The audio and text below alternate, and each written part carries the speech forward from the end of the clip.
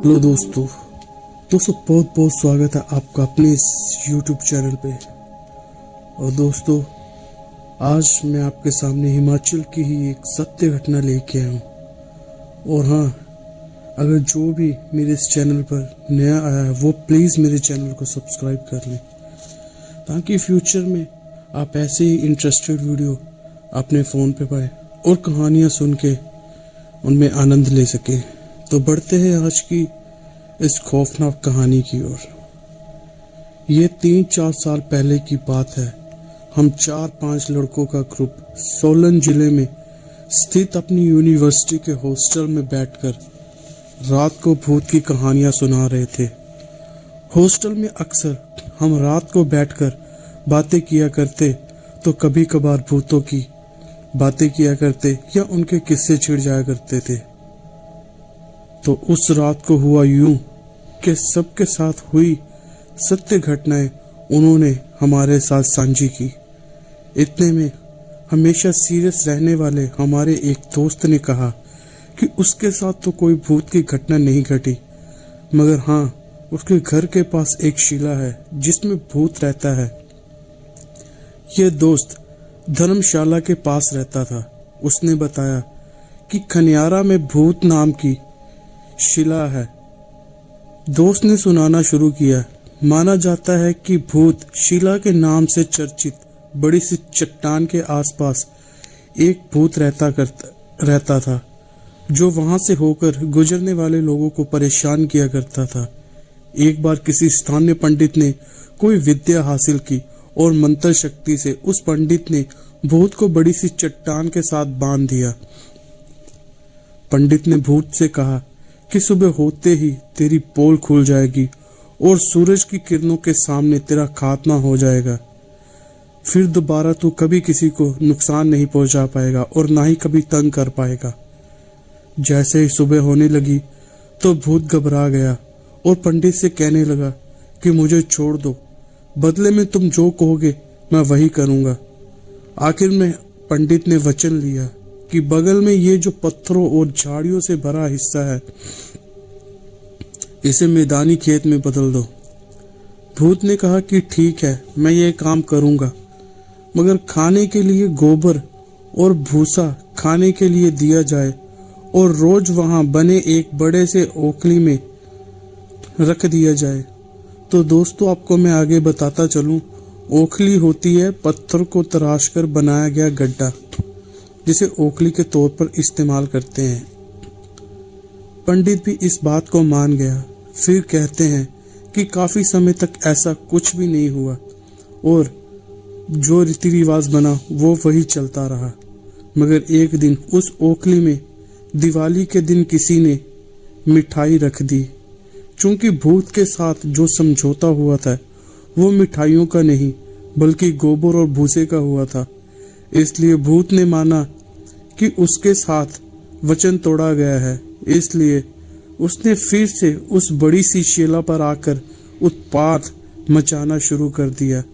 मगर आखिरी में ब्राह्मण ने अपनी विद्या से हमेशा के लिए उस भूत को उस शिला के साथ बांध दिया, जिसे स्थानीय भाषा में कीलन कहा जाता है।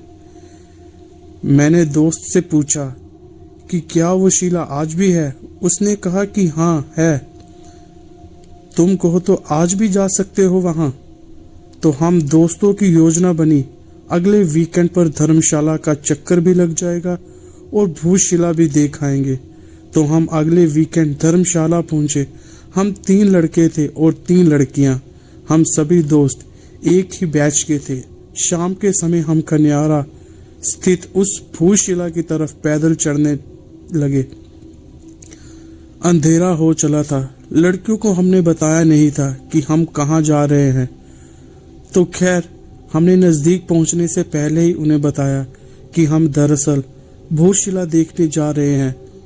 2 लड़कियां डरने लगी कि हम नहीं जाएंगी, जबकि हमारी एक दोस्त अंकिता ने कहा कि मुझे डर नहीं लगता, मैं साथ चलूंगी। डर रही दोस्तों को हमने दूर ही रुकने को कहा और बाकी लोग उस जगह को देख आए जहां के बारे में भूशिला के पत्थर की कहानी थी। ये एक तरह से रोमांचक यात्रा थी, मगर इसमें खास कुछ भी नहीं था। कुछ देर बाद हम लौट आए और अगले दिन वापस सोलन आ गए। कॉलेज सामान्य रूप से चलने लगा, सब कुछ ठीक रहा, मगर अंकिता जो हमारे साथ भूतशिला के पास गई थी उसे देखने के लिए, उसने कॉलेज आना अचानक से बंद कर दिया। हमने कॉल करके पूछा तो बोला कि बीमार हो गई हूँ और अपने घर रोहड़ू जा रही हूँ। मौसम सर्दियों का था तो बीमार होना सामान्य था। ऐसे में हमने ध्यान ही नहीं दिया। लगभग 15 दिन बीत गए और अंकिता लौटी। हम कॉलेज आए,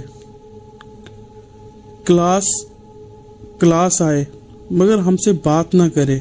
हमारी दूसरी फ्रेंड्स ने बताया कि हॉस्टल में भी अंकिता का व्यवहार बदल गया है। हमने पूछा कि कैसे बदल गया है तो पता चला कि वह किसी से बात नहीं करती, चुप चुप रहती है और आजकल पूजा पाठ ज्यादा करने लग गई है। हम भी हैरान थे कि एकदम चुलबुली सी अंकिता ऐसे क्यों बदल गई, जो हमसे बात ही नहीं कर रही। कई बार उससे बात करने की कोशिश की, मगर वह सीधे सीधे कहती, मुझे आप लोगों से कोई बात नहीं करनी। उसने फोन और मैसेज का जवाब देना भी बंद कर दिया था। अब दिनों में हम उसके बारे में तरह तरह के किस्से सुनाई देने लगे। उसकी हॉस्टल मेट बताने लगी कि वो अजीब अजीब बातें करने लगी है और कहती है कि उसे भूत और आत्माएं दिखाई देती हैं। हॉस्टल की लड़कियां उस दिन डर गई थी जब अंकिता ने यह दावा किया था कि हॉस्टल के टॉप फ्लोर पर एक काले कपड़ों वाली महिला घूमती है, जबकि ग्राउंड फ्लोर पर सफेद कपड़ों वाली महिला। इन बातों से तो कई लड़कियों ने हॉस्टल ही छोड़ दिया था। फिर कुछ दिन बाद एक नई बात सुनने को मिली, वो ये कि नई एडमिशन होने के बाद एक नई लड़की हॉस्टल में रहने आई। लड़कियों ने परंपरा बनाई हुई थी कि कोई नई लड़की आती थी तो डिनर के बाद सभी लड़कियों के साथ उसका इंट्रोडक्शन होता था। तो उस नई लड़की से बातचीत कर रही थी सभी लड़कियां। अंकिता भी वहीं बैठी थी। अचानक वह सबके सामने उस लड़की से पूछती है, ये जो तुमने अंगूठी पहनी है ये तुम्हारी बहन की है ना? नई लड़की ने जवाब दिया, हाँ, आपको कैसे पता चला? अंकिता ने कहा, फेंक दो इसे, इस अंगूठी को। तुम्हारी बहन तुम्हारे पीछे ही खड़ी है। जहां भी तुम जाती हो इस अंगूठी के कारण वो तुम्हारे साथ रहती है, और अगर तुमने इस अंगूठी को नहीं खोला तो वो हमेशा तुम्हारे साथ रहेगी। अंकिता का बस ये कहना था कि हर कोई नई लड़की के पीछे की तरफ देखने लगा कि उसकी बहन कहाँ खड़ी है। पीछे कोई भी नहीं था। इस बीच वह नई लड़की बेहोश हो गई थी। सब लड़कियों ने उसे उठाया और पानी वगैरह पिलाकर होश में लाया तो वह रोने लगी। उसने रोते रोते बताया कि कुछ महीने पहले उसकी बहन की मौत हो गई थी। जैसे ही लड़कियों ने ये सुना, उन लड़कियों के सभी के रोंगटे खड़े हो गए। वे सभी बहुत ज्यादा डर गई और सभी सन्नाटे में चली गई। अंकिता और उस नई लड़की के बीच कभी बात नहीं हुई थी, मगर उसने इतनी बड़ी बात को कैसे सबके सामने बोल दिया, और उसको ये सब कैसे पता था? और डरावनी बात कह दी। पहले तो लड़कियां अपने स्तर पर मैनेज कर रही थी, मगर उन्होंने वार्डन से शिकायत कर दी कि या तो हॉस्टल में अंकिता रहेगी या फिर वो। आखिरकार मामला उठा और अंकिता के परिजनों को बुलाकर सारा किस्सा बताया गया और कहा गया कि आप अपनी बेटी को समय रहते किसी अच्छे से डॉक्टर को दिखाइए, क्योंकि ये अजीब बातें करती है जिससे हॉस्टल की लड़कियां डरती हैं और हमारे हॉस्टल का माहौल खराब होता है। अंकिता के परिजन उसे वहां से पढ़ाई छुड़ाकर ले गए और कई महीनों तक उसके बारे में किसी को कुछ पता नहीं चला। एक दिन अचानक मुझे अननोन नंबर से फोन आया। मैंने उठाया तो दूसरी तरफ से किसी लड़की की आवाज सुनाई दी, सुनो, अपनी ट्रिप कैंसिल कर दो। मैंने पूछा कि कौन बोल रहा है? आवाज आई, इतनी जल्दी भूल गए दोस्तों को? मैंने कहा, अंकिता? दूसरी तरफ से जवाब आया, हाँ, मगर मैं जो कह रही हूँ उसे इग्नोर मत करना, अपनी ट्रिप कैंसिल कर दो। मैंने कहा क्यों, मगर दूसरी तरफ से फ़ोन कट गया। फिर मैंने कई बार कॉल बैक किया मगर कोई जवाब नहीं आया। SMS का भी कोई जवाब नहीं आया। व्हाट्सएप उसके नंबर पर एक्टिवेट नहीं था। दरअसल मैं उसी रात या उसी दिन दोस्तों के साथ चूड़दार ट्रैकिंग जाने का प्रोग्राम बना रहा था और योजना थी कि हम 4 लोग 2 बाइक पर जाएंगे। अब यात्रा से ठीक पहले फोन आकर टोक दिया गया तो मेरा आत्मविश्वास डोल सा गया था। मैं अंधविश्वासी नहीं था मगर अंकिता की हिस्ट्री को देखते हुए मैं डर सा गया था और मैंने दोस्तों को भी बहाना बनाकर रोक लिया। वो नाराज हुए मगर उन्हें वजह भी नहीं बता सकता था। खैर, एक दिन की बात थी कि मौसम के करवट बदलने के कारण समाचार प्राप्त हुआ कि अप्रैल महीने में चूड़धार में भारी बारिश और बर्फबारी हुई है। 4 दिन बाद खबर आई कि ट्रैकिंग पर गए 4-5 लोग लापता हो गए हैं। इससे मुझे सीधे अंकिता की बात याद आई। फिर 1 हफ्ते के बाद खबर आई कि उनमें से एक की मौत हो गई है जबकि बाकी बचा लिए गए हैं। जब मैंने ये खबर पढ़ी, अंकिता को फोन लगाया, लेकिन इस बार उसने फोन उठा भी लिया। मैंने उससे पूछा कि क्या तुम इसी की बात कर रही थी कि वहां कुछ गलत हो सकता है? उसने कहा नहीं, तुम्हारी बाइक का एक्सीडेंट होने वाला था। मैंने कहा तुम्हें कैसे पता? उसने कहा कि मैंने अपनी आंखों से वो एक्सीडेंट होते देखा है और तुम बुरी तरह घायल हो चुके थे। मैंने पूछा कि क्या तुमने कोई सपना देखा? उसने कहा नहीं, उसे विजन्स आते हैं, यानी उसे भविष्य और बीते कल की घटनाएं बीच बीच में दिखती हैं। मैंने कहा कि ये कैसी बातें कर रही हो तुम? उसने गहरी सांस लेकर मुझे पूरी बात बताई। उसने कहा कि जब मैं धर्मशाला में भूशिला के पास गई थी तो मैं लौटते समय बीमार हो गई थी। मेरी तबीयत इतनी खराब हो गई थी, शायद ही मैं बच पाती। डॉक्टरों को बीमारी पकड़ में नहीं आ रही थी कि आखिर मुझे हुआ क्या है। तो उसी समय एक दिन बिस्तर पर पड़े पड़े मुझे ऐसा लगा कि मैं एक अंधेरे कमरे में कैद हूँ। मैं कुछ बोलती थी तो आवाज गूंजती थी, चलती थी तो चारों तरफ पत्थर की खुरदरी दीवार हाथों से महसूस होती थी। मैं डर और उत्सुकता के भाव से पूरी बात सुने जा रहा था। मैंने कहा फिर? अंकिता बताने लगी। मैंने खूब आवाज दी कि कोई मुझे बचाए, मगर उसी अंधेरे से, कमरे या गुफा कह लो, उसके कोने से किसी की गहरी सांस लेने की आवाज आ रही थी और अपनी ही गूंज सुनाई दे रही थी। डरते हुए मैंने अंधेरे कोने की तरफ मुंह करके पूछा कि कौन है? उधर से सिर्फ बड़बड़ाने की आवाज आई। फिर मैंने हिम्मत करके उस ओर गई जहां से गहरी सांसें लेने की आवाज आ रही थी। तभी किसी की आवाज आई जिसने मुझसे पूछा कि तुम यहाँ क्या कर रही हो? तो मैंने कहा कि मुझे नहीं पता मैं यहाँ क्या कर रही हूँ और कैसे आई। तो उसने कहा कि तुम अंदर कैसे आई? मैंने कहा कि अंदर का क्या मतलब है? ये कौन सी जगह है और आप कौन हो? तो अंधेरे से आवाज आती है, मैं तो बहुत समय से यहाँ पर पत्थर के अंदर कैद हूँ। अंकिता ने मुझे बताया। अब मुझे एहसास हो रहा था कि किस कारण मैं भी शायद उसी शिला के अंदर पहुंच गई हूँ जिसके अंदर किसी समय उस भूत को बंद किया था। और यहाँ पर मुझसे सवाल पूछ रही आवाज उसी भूत की थी, मगर मैंने उस भूत के सामने अपना डर जाहिर नहीं किया और कहा, तुम यहाँ कैसे पहुंचे? उसने कहा, मुझे धोखे से यहाँ बंद किया है किसी ने। भूखा प्यासा बंद हूं मैं यहाँ कब से। अंकिता ने बताया कि उस भूत ने उसे अपनी सारी कहानी कुछ यूं सुनाई। मैं यहाँ रहता था इसी चट्टान पर। मैं लोगों से व्यापार करता था, उन्हें पकड़ता था और छोड़ने के बदले कोई चीज मांगता था। अगर वे उस चीज को देने का वादा कर देते तो मैं उनकी आत्मा को इस चट्टान के अंदर बांध देता था और कहता था कि अगर तय समय के अंदर वादे के हिसाब से चीज नहीं दी गई तो तुम्हारी जान चली जाएगी। अगर मुझसे वादा पूरा होता तो मैं भी अपना वादा पूरा करता था और उनकी आत्मा को छोड़ देता था। जो अपना वादा नहीं निभाते थे वो बीमारी और अनहोनी की चपेट में आ जाते थे। उन पर मेरा अधिकार हो जाता था और उनकी रूह को मैं इसी चट्टान के अंदर कैद करके रखता था। मगर एक शक्तिशाली आदमी ने पहले मुझे मजबूर करके मुझसे समझौता किया और उसने खुद ही वो समझौता तोड़ा।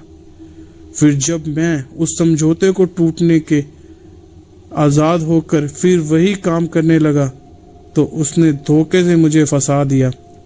उसने मुझे बातचीत के लिए चट्टान से नीचे बुलाया और अपनी जान के बदले अपने परिवार के लिए संपन्नता मांगी। मैं जैसे ही उससे समझौते के लिए शिला से नीचे उतरा, उसने नीचे अलग अलग जगह से लाई गई मिट्टी से एक रेखा बांधी हुई थी।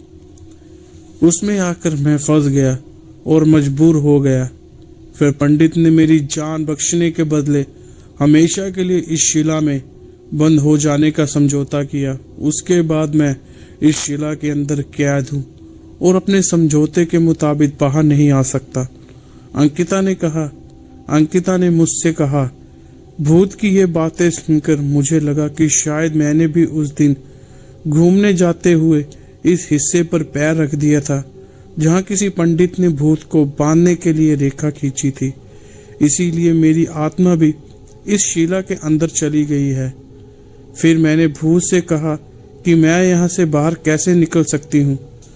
भूत ने कहा, ये चट्टान मेरी अपनी है और इसे मैंने ही तैयार किया है, मगर हाँ, इससे बाहर नहीं निकल सकता। मगर तुम यहाँ से जरूर बाहर निकल सकती हो और मैं तुम्हें बाहर निकाल सकता हूँ, मगर मैं बिना समझौते किए कुछ नहीं कर सकता। मैं अंकिता की बात को अविश्वास और आश्चर्य के मिले जुले भावों के साथ सुने जा रहा था। अंकिता ने आगे बताया, मैंने भूत से पूछा कि क्या गारंटी है तुम्हारी बातों की कि तुम मुझे निकाल दोगे। भूत ने कहा कि तुम्हारे पास कोई और चारा भी नहीं है। फिर मैंने भूत से पूछा कि तुम्हें क्या चाहिए। उसने कहा कि तुम बाहर निकलते ही गांव में दूर किसी एकांत में किसी चट्टान के पास काले बकरे की बलि देना, और नहीं दे पाई तो तुम जानती ही हो कि तुम्हारे साथ क्या होगा। अंकिता बोली कि उसने भूत को वचन दिया है और फिर अचानक उसकी नींद खुल गई। उसने बताया, ऐसा लगा कि मैं कोई सपना देख रही थी, मगर सपने की एक एक बात सच लगी, मानो सब कुछ देर पहले घटा हो। मेरे घर वालों ने किसी पुजारी को बुलाया था। मैंने पुजारी को कहा कि एक बकरा काट दो, मैं ठीक हो जाऊंगी। पुजारी बोला कि बकरा देना किसको है। मैंने कहा कि जैसा मैं कहती हूँ वैसा ही करो। मेरे कहे अनुसार बकरा काटा गया और उसके बाद से मैं धीरे धीरे ठीक होने लगी। मैं ठीक तो हो गई, मगर मुझे कुछ असामान्य चीजें दिखने लगी, जैसे घटनाओं का पूर्वाभास, और कुछ आत्माएं पहले ज्यादा दिख रही थी मगर अब उनका दिखना कम हो गया है। अंकिता की बातें सुनकर मैं डर गया। मैंने अंकिता से पूछा कि तुम्हें क्या लगता है कि ये सब कैसे हुआ। अंकिता ने कहा, मेरे पास शायद उस शिला के भूत के कारण कुछ शक्तियां आ गई थी जो धीरे धीरे जा रही हैं। मैंने कहा कि तुम पढ़ी लिखी हो, तुम डॉक्टर के पास गई हो, तुम्हें नहीं लगता कि ये सब तुम्हारे दिल में बैठा एक डर है। अंकिता बोली, देखो मैं साइंस स्टूडेंट हूँ और जब मेरे साथ ऐसा नहीं हुआ था मैं भी यकीन नहीं करती थी। मुझे भी शुरू में लगा कि मैंने भूत की कहानी सुनी और जब मैं बीमार हुई तो वीकनेस के कारण मेरे सबकॉन्शियस माइंड में अपने आप वो कहानी हावी हो गई है और मैंने खुद को काल्पनिक रूप से उसी भूत के साथ उसी शीला के अंदर कैद पाया। बीमार होने के कारण इस तरह से हेल्यूसिनेशन होना आम है, लेकिन मैंने इससे बढ़कर चीजें देखी हैं और सच होते देखी हैं। खैर तुम मानो या ना मानो, तुम्हारे ऊपर है, मगर तुम दोस्त हो तो तुमको सब कुछ बताया। तुम पागल ही समझ लो मुझे, कोई बात नहीं। ये कहकर अंकिता ने फोन काट दिया। इस घटना को 2-3 साल हो चुके हैं और मैं अपने जीवन में आगे बढ़ गया हूँ। अंकिता फेसबुक पर फ्रेंड है और बेंगलोर में एक मल्टीनेशनल कंपनी में काम कर रही है। उसकी तस्वीरें देखकर लगता है कि उसका जीवन सामान्य है। हर सामान्य इंसान की तरह परिवार, ऑफिस, दोस्तों और वेकेशंस की मस्ती की तस्वीरें देखकर अच्छा लगा। अच्छा है कि वह आज ठीक है। मैं नहीं जानता कि उसे भ्रम था, हेल्यूसिनेशन था या फिर कुछ और बात, मगर उसके साथ हुआ घटनाक्रम, उसकी ओर से दी गई चेतावनी और उसकी बताई हुई कहानी आज भी मुझे याद आती है तो डर सा लगता है। तो दोस्तों, ये थी मेरी आज की कहानी हिमाचल के धर्मशाला के खनियारा जगह की। तो दोस्तों, ये कहानी आपको कैसी लगी प्लीज़ अपने प्यारे प्यारे कमेंट करके ज़रूर बताना। और अगर कहानी सुनाते वक्त आप मुझे कहीं फंबलिंग हुई हो तो उसके लिए माफ़ करना है, क्योंकि अभी मैंने चैनल शुरू किया है तो इतना एक्सपीरियंस नहीं है, लेकिन धीरे धीरे जैसे जैसे मैं स्टोरीज डालता जाऊंगा तो मेरा एक्सपीरियंस भी उसी हिसाब से बढ़ता रहेगा। और हो सके तो मैं अच्छे अच्छे कंटेंट भी लेके आऊँगा। और प्लीज़ यार, जो भी मेरे इस वीडियो पे आए हैं वो लाइक करके जाएं। और प्लीज़ एक गुजारिश और करूँगा भाई को, प्लीज़ यार भाई के चैनल को सब्सक्राइब करें ताकि आप ऐसी ही हॉरर कहानी अपने चैनल पे सुन सके। तो मिलते हैं एक नेक्स्ट कहानी के साथ नेक्स्ट वीडियो में। राधे राधे दोस्तों, जहाँ भी रहो खुश रहो।